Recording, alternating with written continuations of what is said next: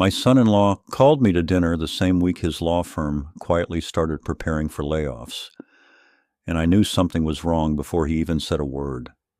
He tried to sound normal on the phone, but his voice carried that tight control people use when they are holding back pressure. It wasn't panic, not yet, but it was close enough that I stopped fixing the old radio in my hands and just listened. I am Harold Bennett, 68 years old. I live alone near a small lake in a house that never tries to impress anyone. Most mornings, I sit in my garage with a cup of coffee, repairing old radios, sorting tools, and listening to quiet static. That reminds me how fragile sound really is when you stop paying attention to it. My daughter visits often. She still leaves small traces of herself everywhere: a mug in the sink, a light left on, a blanket folded wrong on the couch. She tries to fix things in my garage even when nothing is broken. Like she is afraid that stillness means I have given up on life. Her husband is different. He walks into rooms like he already knows how people will see him. He speaks carefully to me, not unkindly, but with the kind of patience people use when they think someone is behind the world they live in. From the beginning, I noticed that he never asked me direct questions about my past. He assumed things instead and then built his understanding of me around those assumptions. It was never loud or disrespectful. It was quiet, which made it harder to correct without creating tension.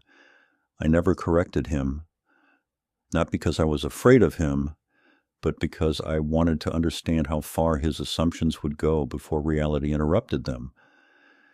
That dinner invitation came on a Thursday evening while I was holding a screwdriver and trying to fix an old table radio that refused to hold a signal. The sound kept fading in and out like it couldn't decide whether to stay alive. He asked if I was free the next night, said he wanted to talk about something important. Important usually means uncomfortable, so I agreed. The restaurant was downtown near the marina. Quiet lighting, soft music, polished tables that reflected too much of the room. I arrived a few minutes early and stayed outside longer than I needed to, watching people inside move like they already knew their roles. He was already there when I walked in. He stood up immediately, too quickly, like he had been waiting with intention instead of expectation. We exchanged greetings, and I sat down across from him. For a few minutes, we talked about small things: weather, traffic, work. None of it mattered, and both of us knew it. Then he shifted. He started asking about property groups and lease restructuring downtown. His tone stayed controlled, but his focus sharpened. He was not asking for conversation. He was testing understanding. I let him speak. People reveal themselves more when they think they are explaining something.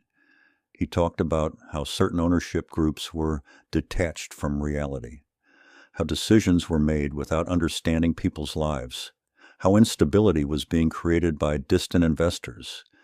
He didn't know he was describing the very system he was sitting inside. Then he mentioned his law firm. That was the moment the conversation changed direction, even though his tone didn't change yet. He said their building might be affected by redevelopment, said junior staff could lose jobs if the timing was wrong, said he wished decision makers understood consequences. I listened without interrupting, not because I didn't have answers, but because I needed to see how deep his assumptions went before I corrected them.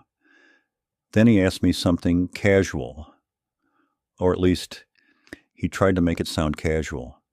If I knew anyone connected to property investment groups, if I had ever worked with them, if I had any insight. That question told me everything. He didn't see me as someone involved in that world at all. He saw me as someone outside of it. I set my glass down and looked at him for a moment before speaking. I told him he had been working inside my buildings for years. He paused, then smiled slightly, like he thought I was making a joke. So I reached into my jacket and placed a folded document on the table. He didn't touch it right away. He just looked at me, waiting for the meaning to match what he expected. When he finally opened it, his eyes moved slowly across the page, then stopped, then went back again, slower. I could see the exact moment his understanding stopped fitting together. He said my name differently than before, like he was trying to reconnect it to something familiar. I told him I owned the property group he had been referring to all night. He leaned back slightly in his chair, not dramatically, just enough to create distance from something he hadn't expected. For a few seconds, he didn't speak. Then he said he didn't understand why I would never mention it. I told him I didn't need him to treat me differently. That made him quieter. He looked down at the table for a long time, as if the surface itself might explain how he had misread so many moments. Then he admitted something small, but important. That he had probably spoken about me in ways he wouldn't have if he had known. I didn't ask him what he meant. I already knew. Instead, I told him I had delayed redevelopment decisions because I was aware of instability in his firm. I told him I didn't want sudden changes forcing layoffs before there was time to adjust. That was the first time his expression shifted from confusion to something closer to realization, not about business, about consequence. He stopped trying to manage the conversation after that. The silence between us changed. It was no longer about misunderstanding. It was about reevaluating everything that had been assumed before this moment. I could see him thinking back through conversations, replaying them, searching for signs he missed. Then he asked if I had been going to tell him. I told him only if it became necessary. That answer didn't comfort him, but it grounded him. We sat there for a while without speaking. The restaurant continued around us, but it felt distant, like it belonged to another conversation entirely. Eventually, he said he thought he had been respectful toward me. I told him I knew, because that was true. Respect built on incomplete understanding still feels real to the person giving it. It just doesn't reach the right place. When the dinner ended, we didn't rush.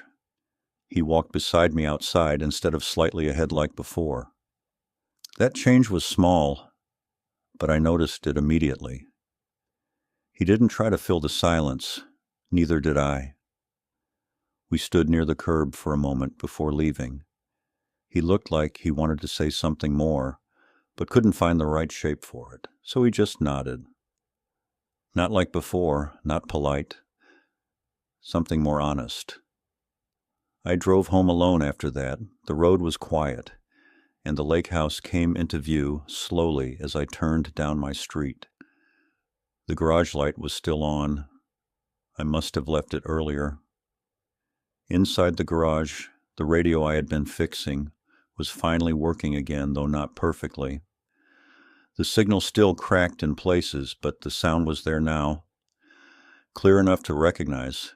I didn't turn it off right away. I just stood there listening to it for a while, thinking about how most things don't change all at once. They shift quietly, the way understanding does when it finally catches up to reality. Then I walked inside. The porch light was still on again. My daughter had been here earlier. I didn't turn it off. I stood for a moment looking at the light spilling across the steps, then went inside and closed the door behind me. Some people spend their lives building assumptions about others without realizing how little they actually see. And sometimes it only takes one quiet evening for those assumptions to stop working, not because anyone was defeated, but because truth finally sat in the same room as them and stayed there.